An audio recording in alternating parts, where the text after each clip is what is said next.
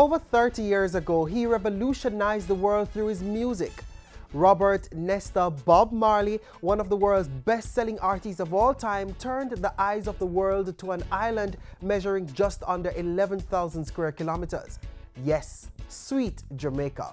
We'll take a look at some of his achievements later. Welcome to Jamaica Magazine. I'm Arroya Eubanks. We have a lot lined up for you today, so please stay tuned. Right after the break, news you can use.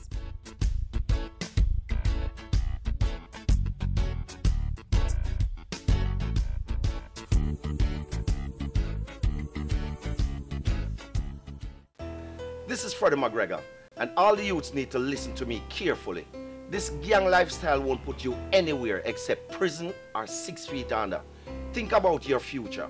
Crime and violence will destroy you and your family, so don't follow no gang. Stay in school, live good. A gang is a dead end. A message from the Ministry of National Security.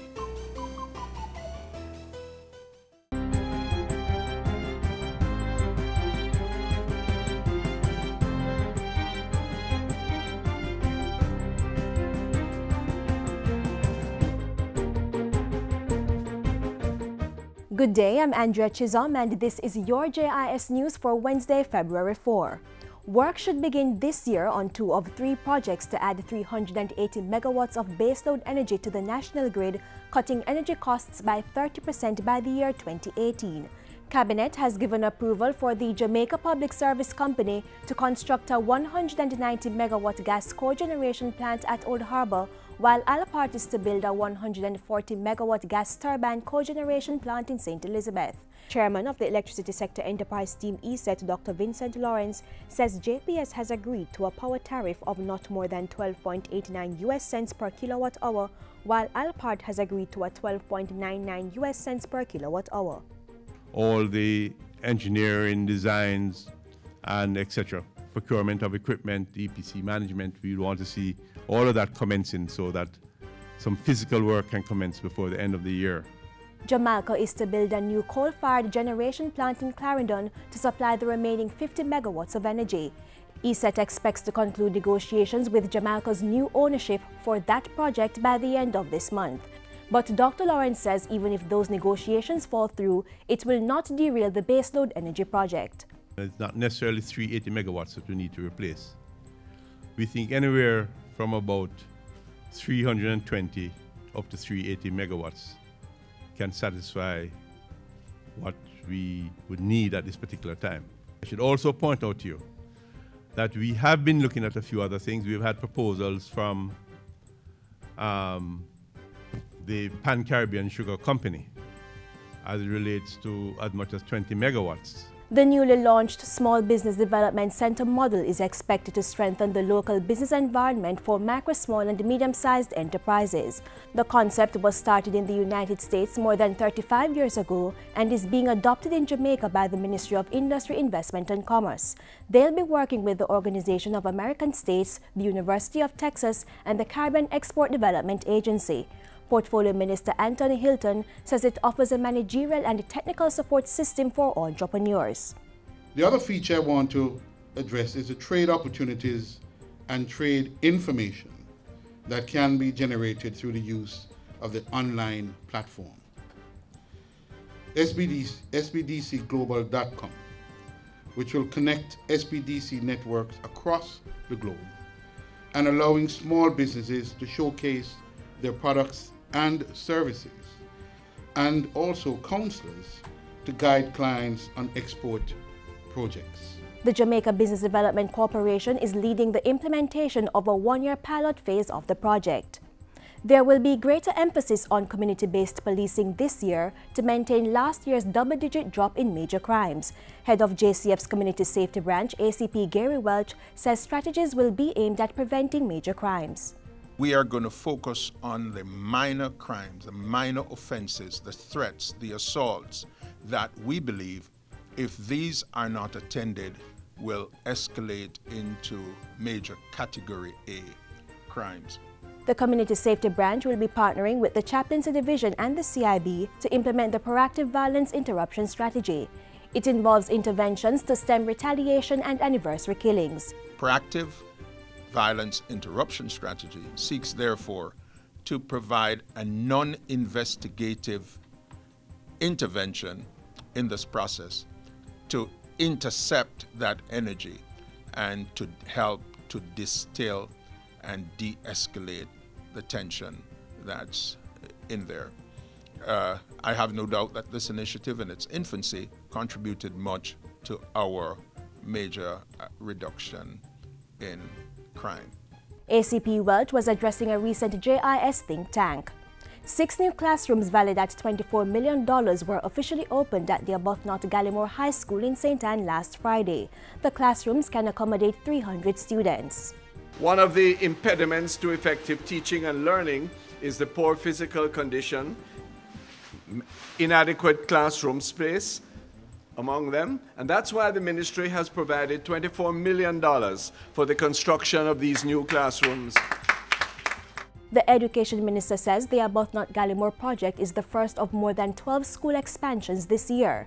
In the meantime, the ministry will be helping the St. Anne School set up a fully equipped science laboratory which will help students to significantly improve in the STEM subject areas of science, technology, engineering and mathematics. And finally, the Heart Foundation of Jamaica is partnering with the Ministries of Health and Agriculture on a number of measures to execute Jamaica's National Non-Communicable Disease Plan. Executive Director of the Heart Foundation, Deborah Chen, says it's one of the focuses for Heart Month being celebrated in February. When we speak of non-communicable disease, we mean heart disease, cancer, lung disease, and diabetes. And there are several things in that plan. For example, there's going to be a public education campaign to reduce salt in cooking, adding salt at the table, and about the consumption of high salt processed foods. And there's also going to be a social marketing campaign around the same issues because, of course, everybody is into more the social media. Ms. Chen, who was addressing a JIS think tank on Tuesday, is urging all Jamaicans to get screened for heart diseases and their contributors. To get a schedule of heart screenings around the island in February, contact the Heart Foundation of Jamaica at 926-6492 or 929-3495. And that's it for JIS News today. I'm Andrea Chisholm. Thank you for watching.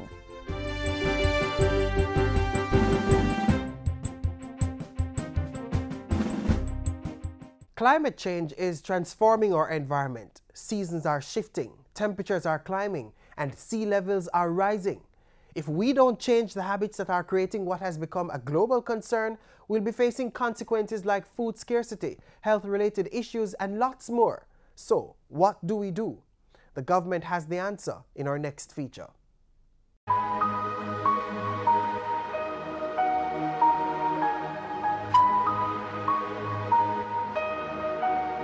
Environmental and climate change resilience is one of government's strategic priorities in the 2014-2015 financial year. The administration sees this as a critical part of the formula to sustain Jamaica's social and economic growth and the broader Vision 2030 development plan. The Ministry of Water, Land, Environment and Climate Change is leading this charge. On the immediate agenda, the management of Jamaica's protected areas and watersheds, preserving our beach resources, air quality monitoring, maintaining and expanding the island's forest cover, and the promotion of orderly and sustainable development.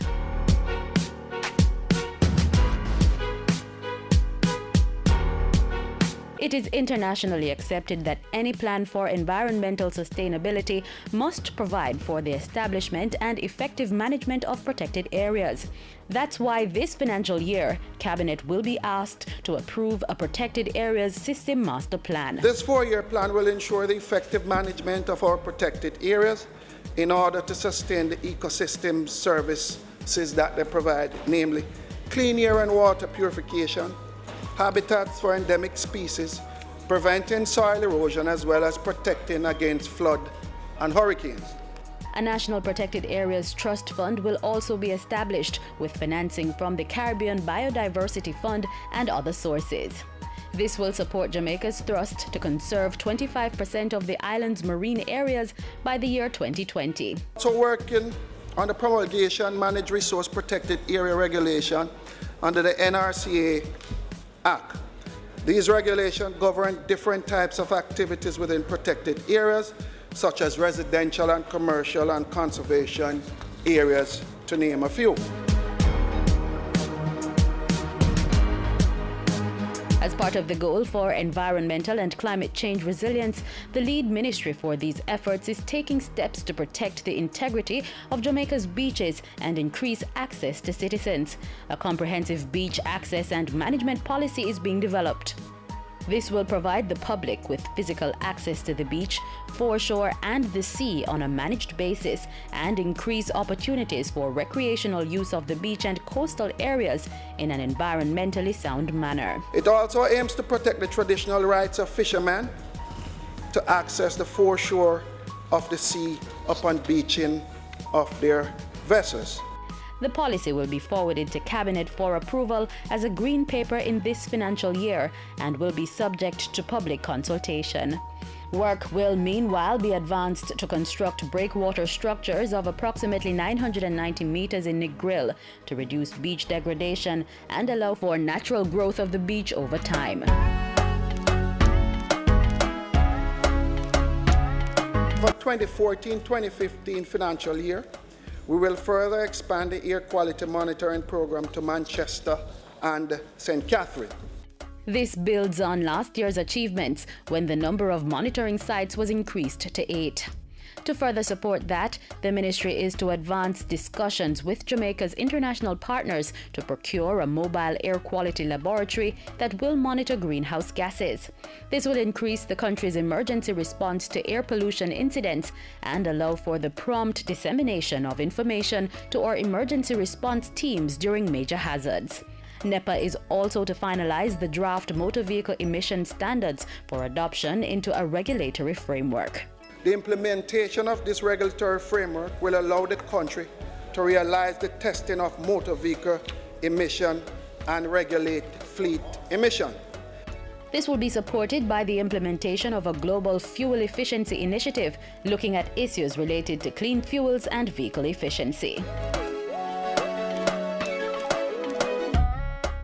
Currently, about 8% of Jamaica is considered protected forests, but those are constantly under threat from forest raiders. I take this opportunity to make an appeal to all Jamaicans. Please stop raiding our forests. We must preserve what we have. And if you breach the regulations and chop down our forests, we are coming after you with the full force of the law. In fact, the fines will be increased for offenses committed against the Forest Act of 1996 and the 2001 forest regulations. At the same time, the ministry is encouraging Jamaicans to plant 500,000 trees this year.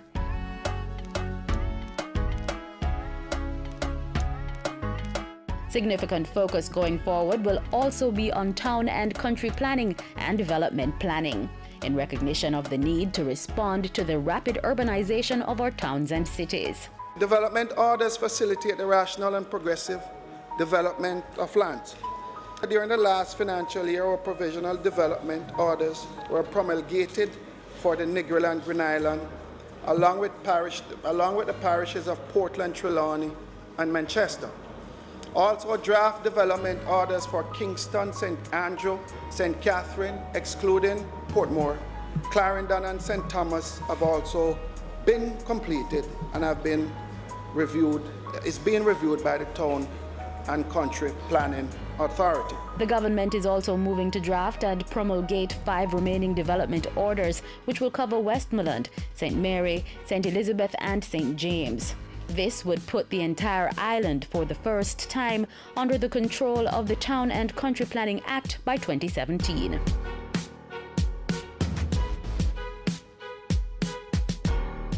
Even as government pursues those strategies, activities directly targeted at climate change resilience are also being pursued.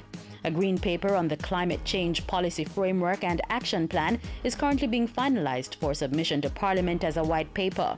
Several other deliverables are expected to be realized by the end of the financial year. Among them, the procurement and installation of 2 automatic weather stations to enhance the climate data collection by the Meteorological Service of Jamaica. 2 automatic weather stations and computer hardware will also be sourced to establish a climate database at the National Spatial Data Management Division and the conversion of manually recorded climate data to a digital format. A climate change vulnerability assessment and an adaptation strategy and action plan will also be developed for the fisheries sector. And through the recently established Climate Change Division and Climate Change Focal Point Network, a climate change action plan will be rolled out across the public sector and the wider society. In financial year 2014-2015, government is managing and advancing Jamaica's environmental agenda, building climate change resilience and setting the platform for sustainable growth and development.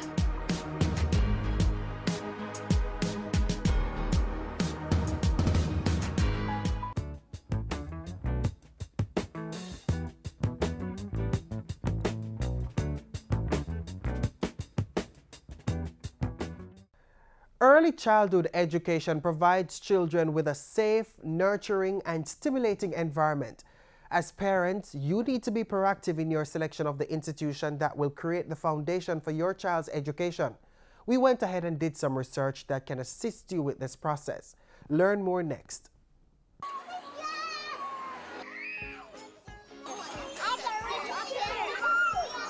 As parents, we want only the best for our children, and getting the best education is no different. So we went on a fact-finding mission and unearthed some tips for you to consider when thinking about the first stage of your child's academic life.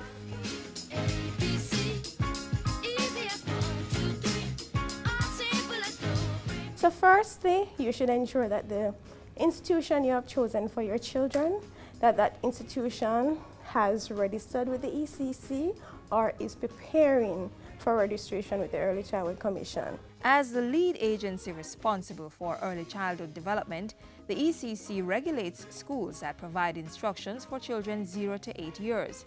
And when an institution is registered with the Early Childhood Commission, parents are assured that the school abides by the rigid requirements set by the Ministry of Education. The first thing you want to look at is this a school that caters to the holistic development of the child. Children love to play, so there should be adequate play area. When you look at the curriculum that the student uses, you should see enough time for rest. Yes, rest is important. Play, and also to find out that the teachers are equipped. Early childhood teachers should have attained at least levels 1 and 2 certification in early childhood development from the Heart Trust and at least 5 JSC subjects. You need to look at the teacher pupil ratio. That's another consideration. If there are too many children to one teacher, the chances are less of each child making the progress they should. If the child is quick, they might be okay. But your child that needs a little more individual attention could be lost in a big group. So you need to look. I would suggest at least 1 to 20, one teacher to 20 students. When you go into the school, ensure that the surroundings are clean and everything around you, they are sensitive. So the children will look at things that jump out at them. And also if you feel uncomfortable and your child says that he's uncomfortable at school, something must be wrong. So ensure you take these things into consideration. One of the first things I did was visit the school often, taking the child with me and also enroll her in the summer program. So at least 2 days a week she would come to get to know her teacher, to get to know the surrounding. I have seen where those who have come to summer school, they are able to fit in much better come September, because when they come in September, they see their friend that they met in summer school, so they are able to adjust. The transition is much easier. When looking for an institution to send your preschooler, it's also important that you know what meals are provided, as proper nutrition ensures they'll function throughout the day. If lunch is prepared, you can ask to take a look at the kitchen if you visit the school. We offer proper nutrition here, where the children would be given a hot meal every day. Going to school for the first time can be stressful for the child as well as the parents. Children, they are going to cry regardless of what. But what you'll find sometimes parents themselves crying too, and this makes the child so uncomfortable. So what you have to do as a parent, try and tough it out and encourage a child. What we also encourage, if there's a toy that the child loves, like a blanket, you can give the child a blanket. Or you can give the child a photograph of you. Children are our future. It's important that we nurture them in every way possible. So once your child's school year begins, you should play your part in continuing the learning process at home. The ministry's curriculum now is big on parental involvement. So you find that the homework that we give, we know the children can't do it on their own, so parents must assist. So that is big. And we also want that parent to be involved in the school life, not just send the child to school. Come to school, find out what is happening from teacher. You can't be an absentee parent. Some parents will just, I pay, I send my child to school, and that's it. That is not enough. We find that children most times who make more stride and, are the ones that the parents show that interest. After the child or the children have been taught here in the days, we are expecting the parents to do a reinforcement with them so that learning continues even at home and they will understand whatever was being taught. Get involved overall. I mean, check them, when they reach home, check the books, ensure that they get homework and do the homework and all of these little things. And that will go a long way in ensuring that the child progresses through school. Come out to the PD. That's where you have your voice, you have your say. This is your investment. You're investing in your child here, so you need to come out, say what it is, make plans for the school, be a part of the school in its entirety.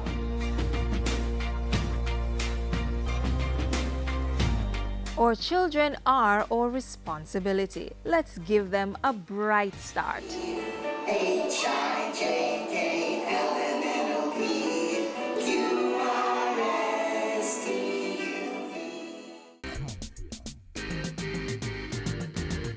Stand up and get in the race. I can become the master of my destiny. Step up your stride, make we work like a harder. Do it like Veronica, bolt and a supper. We can rise above the challenges and shine. Was with passion in your heart. Make a plan and stop all the hyping. You think that's so? We reach at the edge. I can, you can. Like our Olympians, every Jamaican can.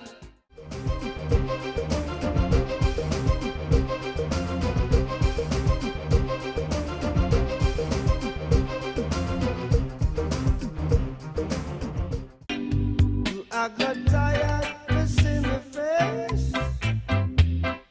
Can't get me out of the race. One of the most recognizable Jamaican faces. If the reggae legend were still alive, February 6th would mark his 70th birthday. He may no longer walk amongst us, but his spirit lives on. The message in his music inspires many and gives hope. So in this, the month of his birth, the country of his birth celebrates his living legacy.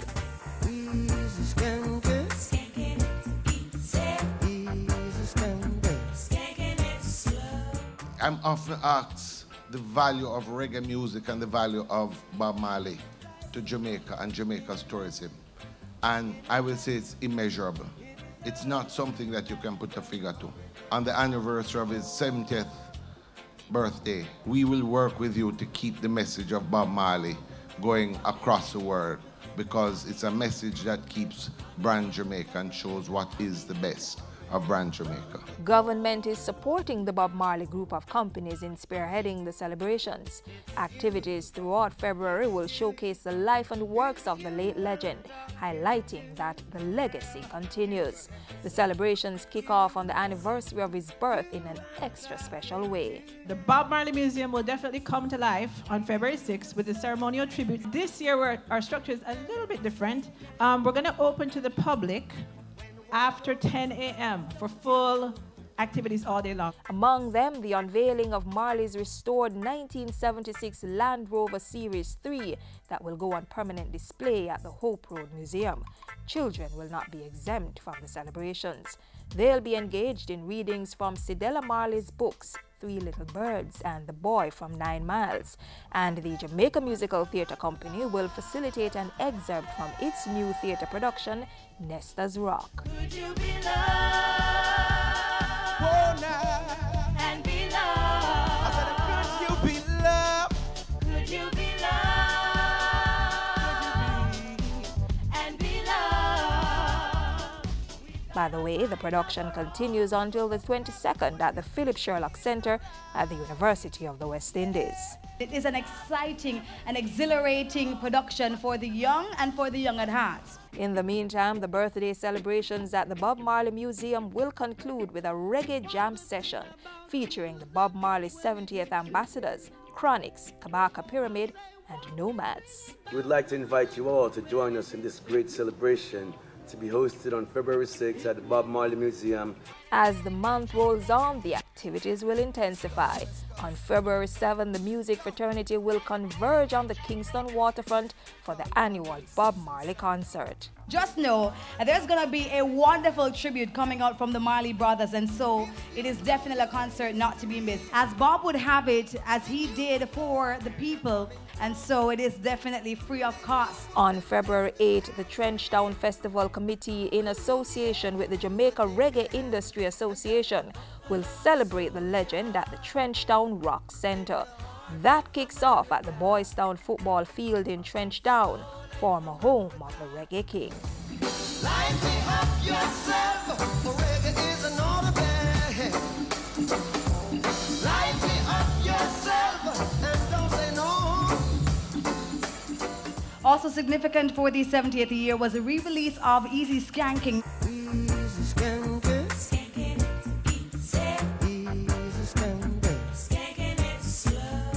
Universal Music Group has teamed up with the family of the late icon to release a DVD and CD set of the entertainer's 1978 concert at Boston Music Hall. Now it's titled Bob Marley and the Wailers, Easy Skanking in Boston 78, and the collector's item is due out on February 10th. Then for the academics, there will be several symposia with a few of Jamaica's top researchers and scholars at the museum. The symposiums that we're going to be hosting are going to include topics such as reggae music and reggae and the fusion of fashion. And we're going to acknowledge, of course, certain persons or certain designers like Cedella Marley.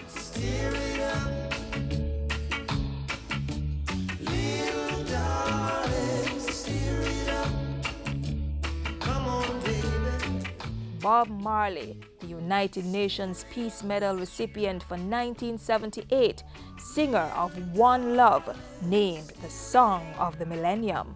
This is not the achievement of an ordinary person, and we must give credit to him for all that he has achieved.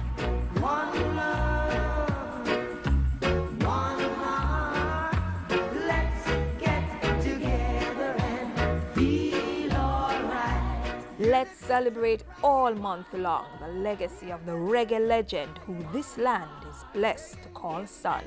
Remember to tweet #Marley70.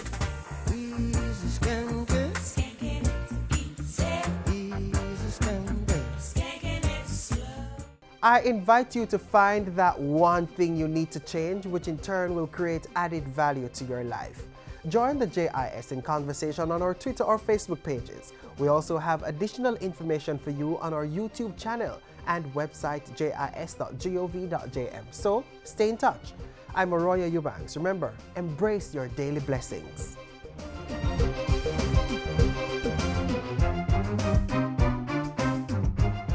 This has been a production of the Jamaica Information Service, the voice of Jamaica.